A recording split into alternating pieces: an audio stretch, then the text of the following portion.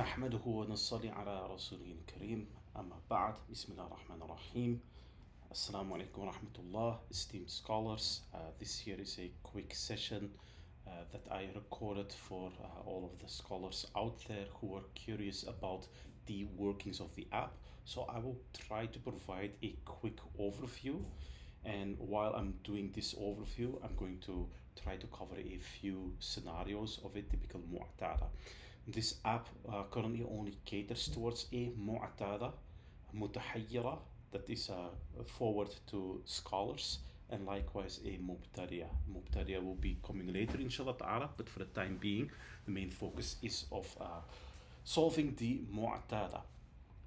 So when it comes to the starting, a bleeding submission can just be provided by going here, and this is just a summarized set of default values that you can modify here in terms of the time. Is it a spotting? Is it an ongoing bleeding? Or is it a final bleeding? And what type of color, right? And if you provide that, so let's see a red bleeding, final bleeding, you add that over here, and then you get over here like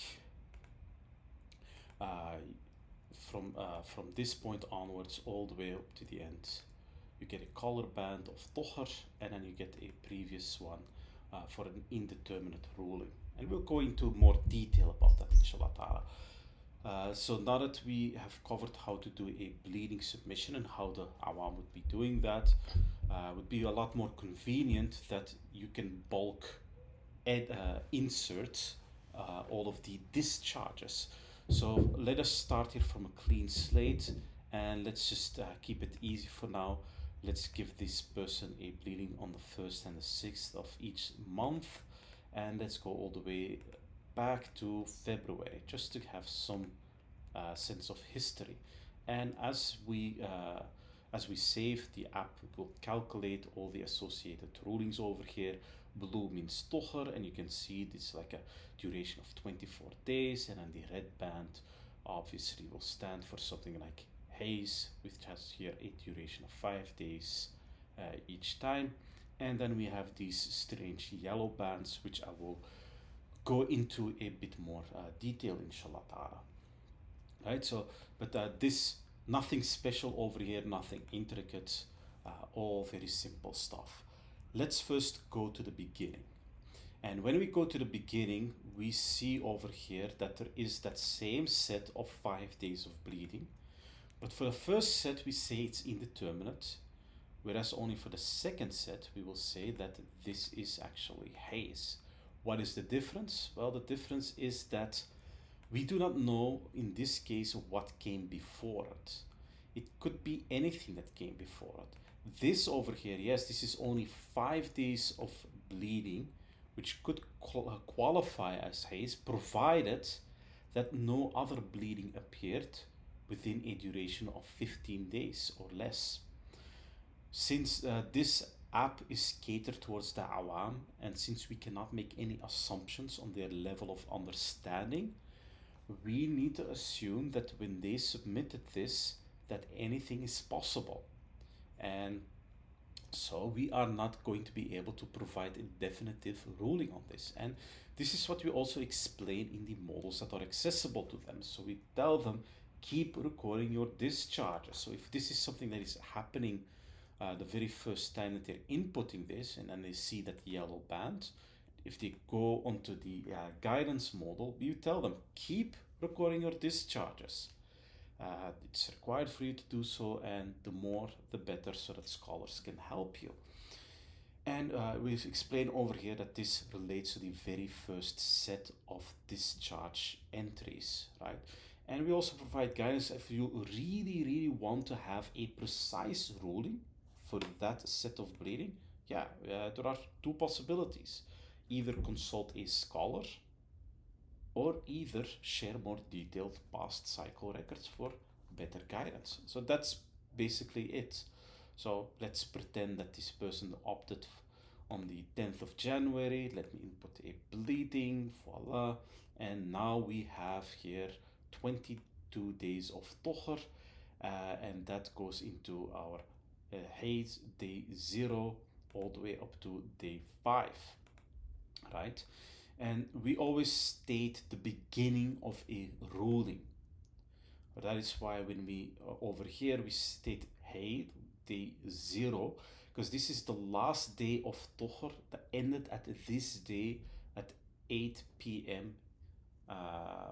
Local time, right? So this here is the day 21, so there are in total 22 days of Tuhr, and then within this day in the evening, 8 o'clock in the evening, haze started to come about, and we state the beginning of the ruling over here. So from that second onwards, we say, okay, here day 0 starts, and then the next day you have day 1, day 2, and like this you can go up to day 5 over here. And over here a new ruling starts. So over here we say that, okay, the last day of haze ended at this day, the 6th of February, at 8 o'clock in the evening, and that is when Tuhr, your Tuhr now starts, right? So now you got a definitive ruling over here. It's just a matter of providing the details that are required. But many times women may not be interested to provide those details because it already happened in the past, they already did what they did, and they just care about the future, right? And they will more care about the subsequent discharges. So that first yellow band of discharges is just something, it's just a starting point to formally state from this point onwards I'm actually starting to record, and I'm going to be making it a point to establish my recording on a consistent basis. If we go now to today, we see this same yellow band. So the last discharges that happened was on from May 1st all the way to the May 6th, right? And after that we have this whole yellow band over here until today, June the 3rd. So what is the meaning of that yellow band? So, well, to explain that, we can first go to this ruling over here. Here it says ongoing Hayd. And if we go to a previous ruling, one more in the past, it's different. It says Hayd. What is the difference? Well, the difference over here is that this Hayd is part and parcel of a historical record. It's not going to change. Regardless as to what may happen in the future, this ruling will not change, right? It's part of her historical record, and that's it. Whereas ongoing haze is something that it is developing today, and it's starting today, and as the days go by you keep updating your status, and things can change. Tomorrow the bleeding can suddenly stop and not come back, or the bleeding can keep on going for the next 60 days continuously. We don't know what the future holds.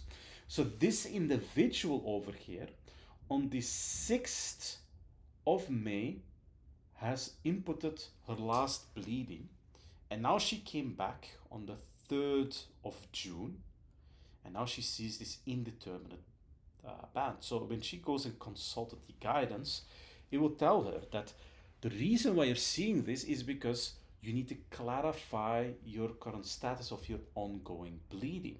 Has it stopped or is it still continuing? And basically this one is the culprit. When we go and introspect it and we go edit it, we see that this was submitted as an ongoing bleeding. And that's basically what the app is asking. Like, you were very conscious in inputting an ongoing bleeding. You did not say this is a final bleeding. So when did it end, right? You say it was an ongoing bleeding, so did it end on the 7th? Did it end on the 10th? The app does not know. You need to give us that information. So if we provide that information and we say, okay, fine, yeah, it was right there, it was a final bleeding after all, and let's make it brown, just to make it stand out a bit. And now from this point onwards, okay, thank you for confirming. There is no evidence to the contrary. This should all be Tuhr as we come about, right? And now we can keep inputting some bleeding. So now what happens if we input a bleeding on the 22nd, right? Let's go out of the norm instead of the first every time. Let's go, and that's when she started to be bleeding. So this bleeding will be most likely hayd, even though it's happening a bit earlier. And how do you actually determine something early or not? It's just about what was her last habit, because the fatwa is on Imam Abu Yusuf's poll that you only need the occurrence of a correct tohr or a correct haze only one time, and that latest correct tohr or haze, that will become the habit accordingly. And a habit is basic, you can basically summarize it as follows. In this case, right, her last cycle was what? After 25 days of tohr, she is to see what? She is to see 5 days of bleeding. That's her habit in a nutshell. After how many days again? 25, right? So after 25 days of tohr, she is to see 5 days of haze. Now when we go over here, we see that, okay, she started to see, she had her tohr for only 22 days, and then she started to see a bleeding. And then that bleeding, right? So that's basically 3 days earlier than normal that it occurs. And when you add, and then the ruling over here is very specific, is that as long as there is no danger, that when we take the habit into account, that the sum of potential bleedings together with her habit, her adat, is not going to exceed 10 days, that bleeding will still be counted as haze over here. So normally, when was she supposed to see her bleeding? So after so the 27th over here, it's 22 days, 23, 24, 25. So normally she should have been seeing all the way up to the 30th of May. She should have had her tohr, and then only her bleeding should have been starting. That is what should have normally been the case. And from this point onwards, how many bleedings should have happened according to her habit? Well, previously that was 5 days of bleeding. So it would have been 1, 2, 3, 4, 5, all the way up to the June the 4th. From the 30th of May until June the 4th, that should have been, according to her habit, 5 days of bleeding. But now she's started earlier. By how many days? Well, 3 days. 3 days plus 5 days of what is her habit. That is only 8 days, does not exceed 10 days. So we can regard this whole, so this bleeding will most likely be hayd, inshallah. So now let's go back to the day view. And we can, for instance, we can clarify over here.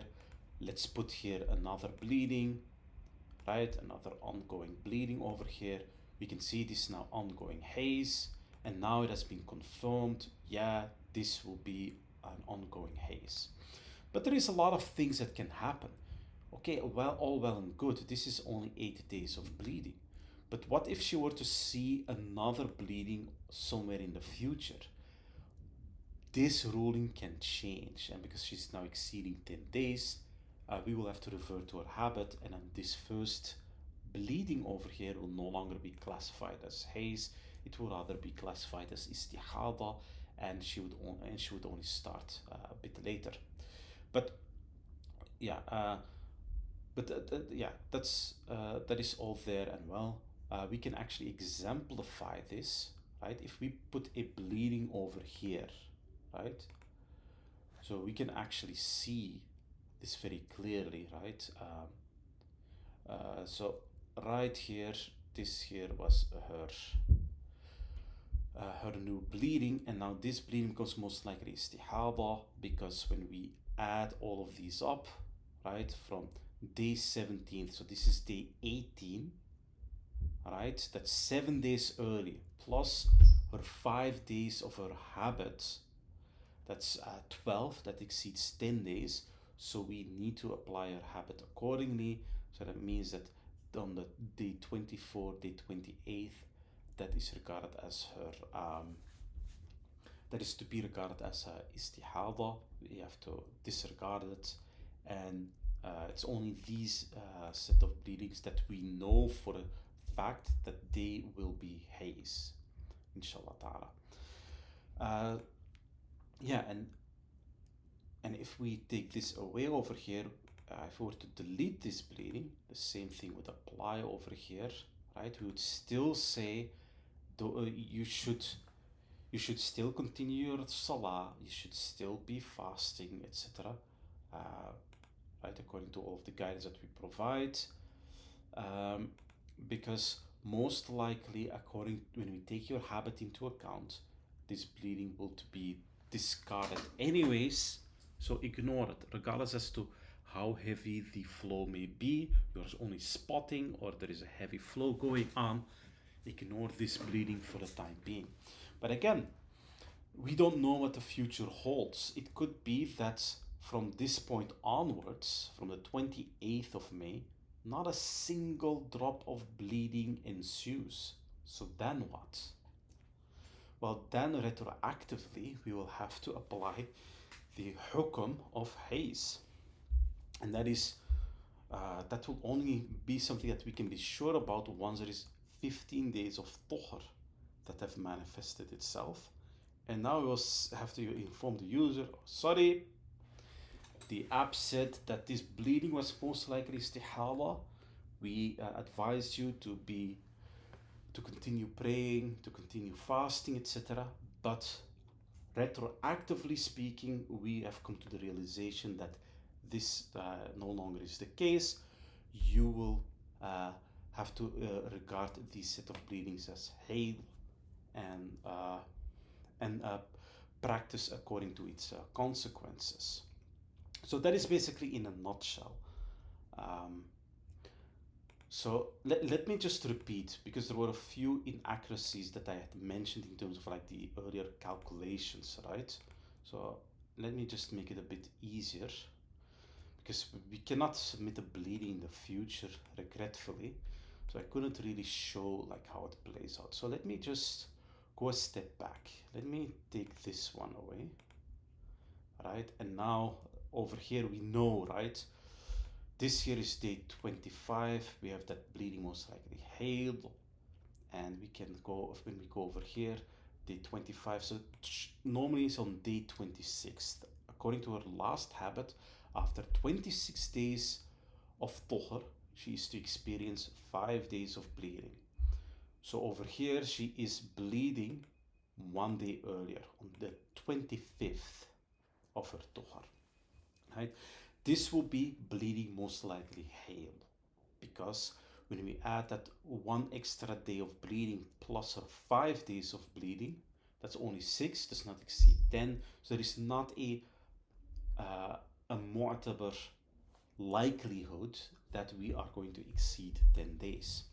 So, but now if we do it a bit earlier, right, we are on 19.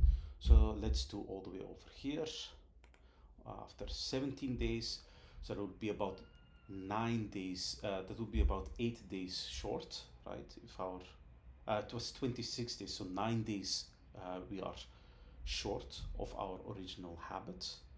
So obviously we are now going to be exceeding 10 days easily.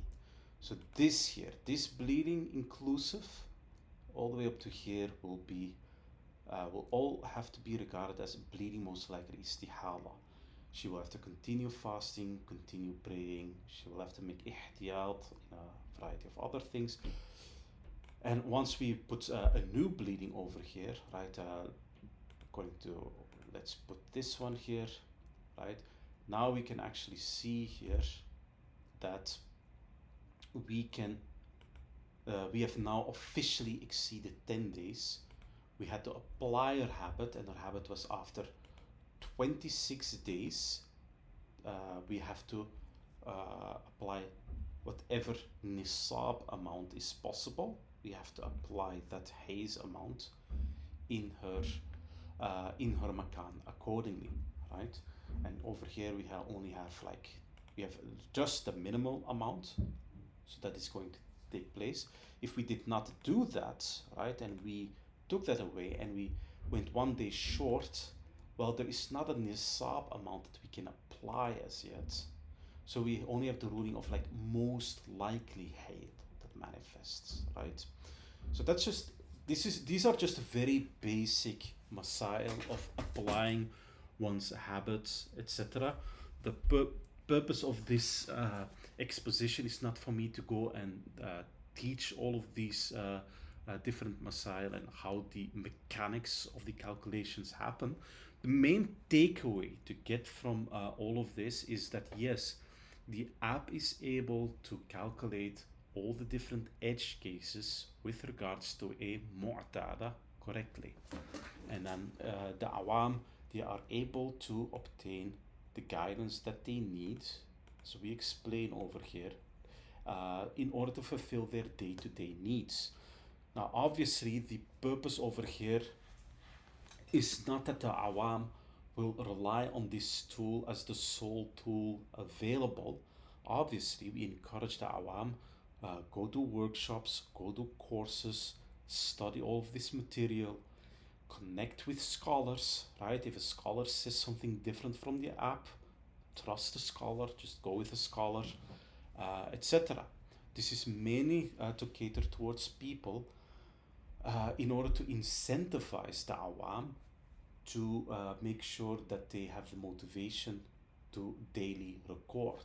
Because at the end of the day, regardless as to what the app may calculate, whether we say it is right or it is wrong, if they at least have the habit of recording, and if the app actually assists them and incentivizes them to record it, at least they will maintain an accurate historical record that they can always show to muftis, to scholars, etc., who are specialized in the field. And if there are some intricate scenarios, they can be resolved accordingly, right? So this now pertains to the mu'tada. But now, not everyone's life is according to expectation, regretfully. What about the scenario of a person that just keeps bleeding? Every week there is a new thing going on. There is never a period of time of tuhr or anything of that sort. So what are we exactly going to do? So let me first put a gap here in between, because there's something important to explain over here. But yeah, so over here we are going and we see has continuous bleeding. It's, what does she do, right? Okay, so sometimes the app will indicate, okay, here is your period of tuhr, but in all the other cases, just yellow after yellow after yellow, and there is just no relief for her.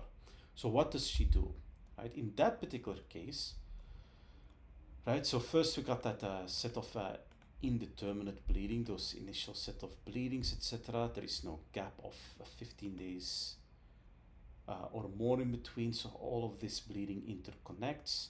So the whole time she will be regarded as someone who has no habit, right? Again, very consciously speaking, we do not allow the awam to input their own habit, for the very simple reason that the habit can very rapidly change, and the awam, they may have that expectation, oh, my habit is 20 days of tuhr and 5 days of haze every month.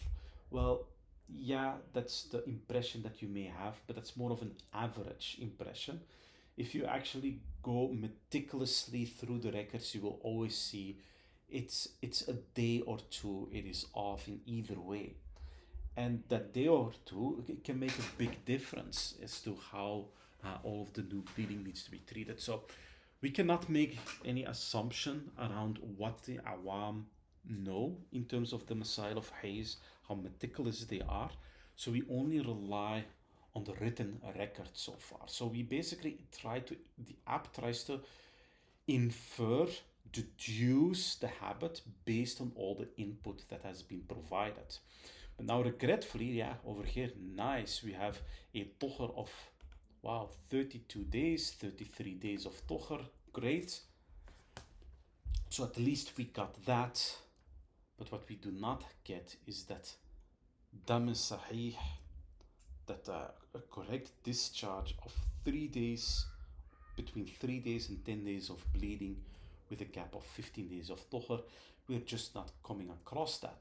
And so this one over here is indeterminate, but a different type one, which is that she's classified as a mutahayyira. And this is where she needs to consult a scholar, right?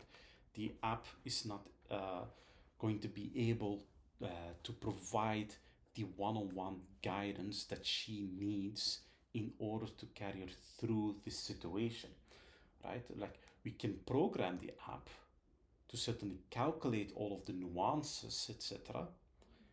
It's certainly possible, but how can we communicate all of those nuances correctly to the awam, right? So we're not trying to solve that.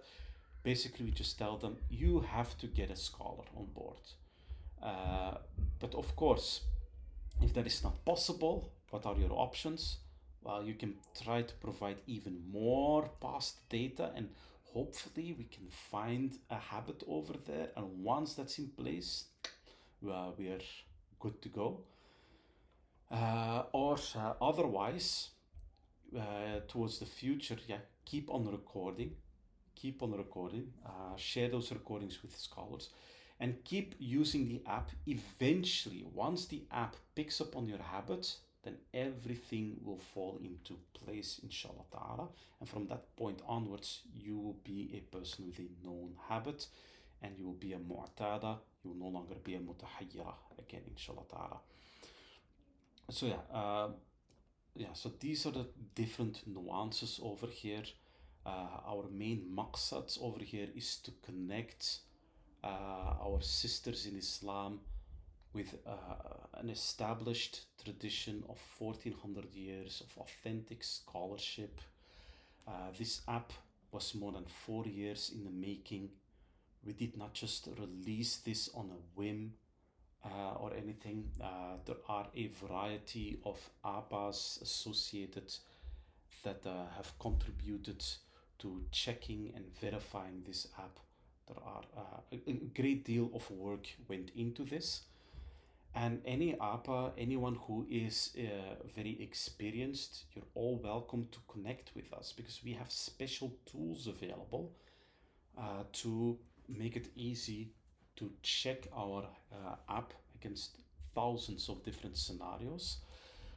This MyHayd app has been mainly optimized for consumption by the awam, where the biggest and the most important aspect to put into the forefront is the matter of making it as easy as possible to record, right?